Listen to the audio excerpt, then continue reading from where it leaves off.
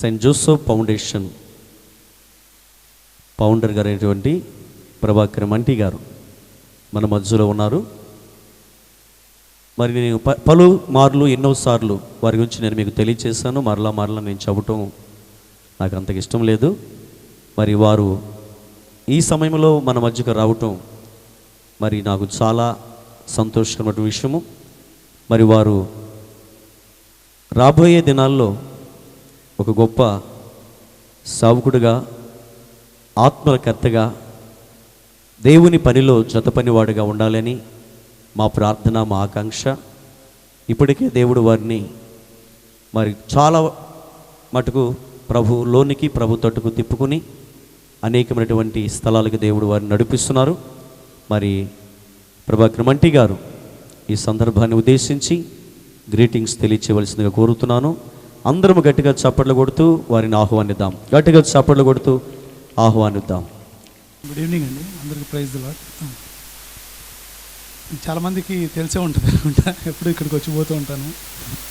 So just for మళ్ళీ ఈ సంవత్సరం క్రిస్మస్కి ఇక్కడ రావడానికి నాకు ఇచ్చిన అవకాశానికి నేను దేవునికి వందనాలు చెప్పుకుంటున్నాను.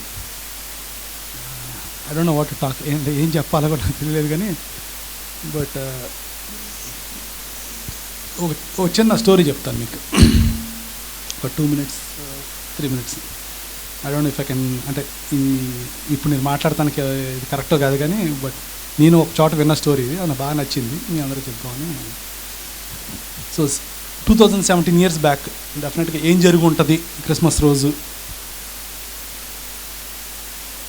ఆ టైంలో ఎంతమంది పార్టిసిపేట్ చేశారు, వాళ్ళలాగా ఇక్కడ ఎంతమంది ఉన్నాము, ఇక్కడ ఉన్న వాళ్ళందరం డెఫినెట్గా ఈ క్యారెక్టర్స్లో ఎక్కడ చోట ఫిట్ అవుతాం. డెఫినెట్గా మనం పోల్చుకుంటే అప్పుడు జరిగిన స్టోరీకి మనం ఎక్కడో చోట లింక్ అవుతాం దానికి. సో నేను బేసికల్గా క్వశ్చన్ అండ్ ఆన్సర్ సెక్షన్ టైప్లో అడుగుతాను, మీరు అందరూ పార్టిసిపేట్ చేయాలి. మరి everybody has to answer I last few questions. Sorry, ఇంగ్లీష్లోను తెలుగులోను మాట్లాడుతున్నాను. నేను తెలుగులో మాట్లాడుతాను, ట్రై చేస్తాను, బట్ అక్కడక్కడ కొన్ని 2-3 ఇంగ్లీష్ మాటలు వస్తూ ఉంటాయి. సరే, సో క్రిస్మస్ రోజు మెయిన్ క్యారెక్టర్స్ ఎవరెవరు అయి ఉంటారు? 1 by 1 ఎవరన్నా ఒకళ్ళు. ఆ రోజు 2017 years బ్యాక్ యేసుప్రభు పుట్టినరోజు మెయిన్ క్యారెక్టర్స్ చాలామంది ఉన్నారు. వాళ్ళల్లో చెప్పండి ఎవరెవరు ఉంటారు? ఓకే, మేరీ, జోసెఫ్, ఇంకా నెక్స్ట్ కిడ్స్ మీరే చెప్పాలా. ఇంకెవరు ఇంపార్టెంట్ పీపుల్? ఓకే, గొల్లలు, జ్ఞానులు, ఇంకా హేరోదు. ఓకే, ఇంకా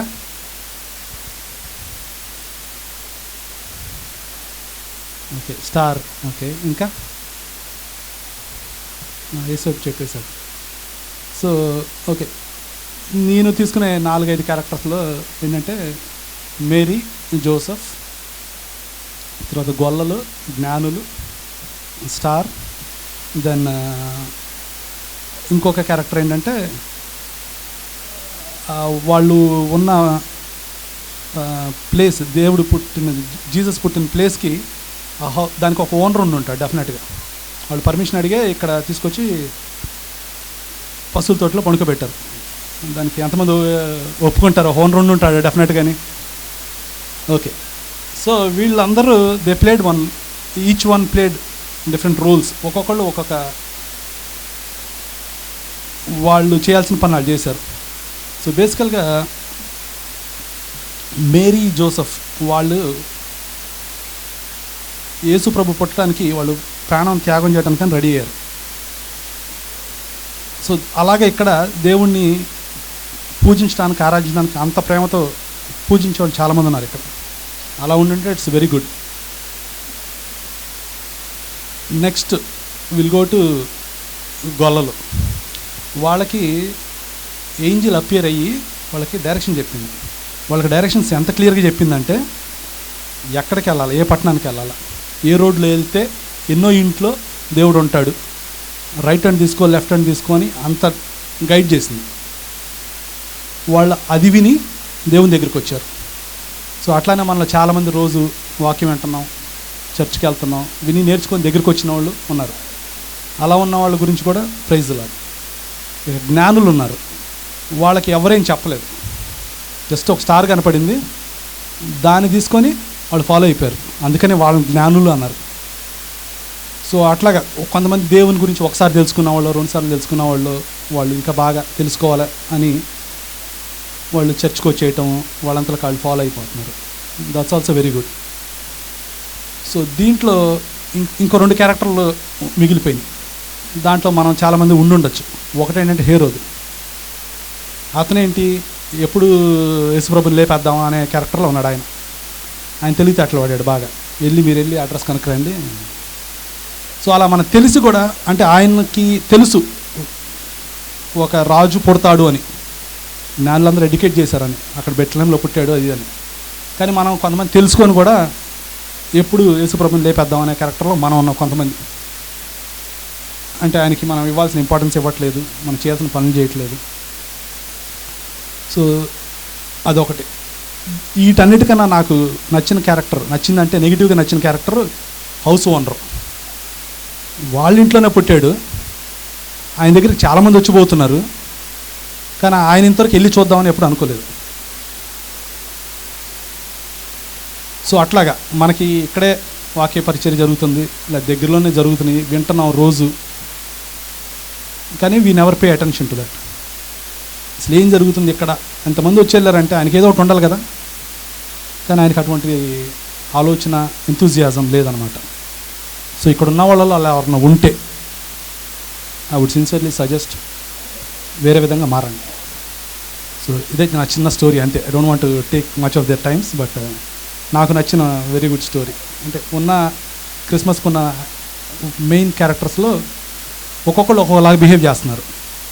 సో సిమిలర్లీ మనం కూడా వీళ్ళలో ఎక్కడో చోట ఫిట్ అవుతాం మనం చూసుకుంటే, ఎక్కడో కరెక్ట్గా మనం ఓకే ఈ పొజిషన్లోనే ఉన్నాం అనేది మనం తలుచుకుంటే బాగా తెలిసిపోద్ది. సో తెలుసుకొని ఏది రాంగ్లో ఉన్నామో ఎక్కడ కరెక్ట్ చేసుకుంటే బెటర్ అన్నది నా suggestion. That's all. Thank you. Thank you brother. మరి గట్టిగా కొట్టండి.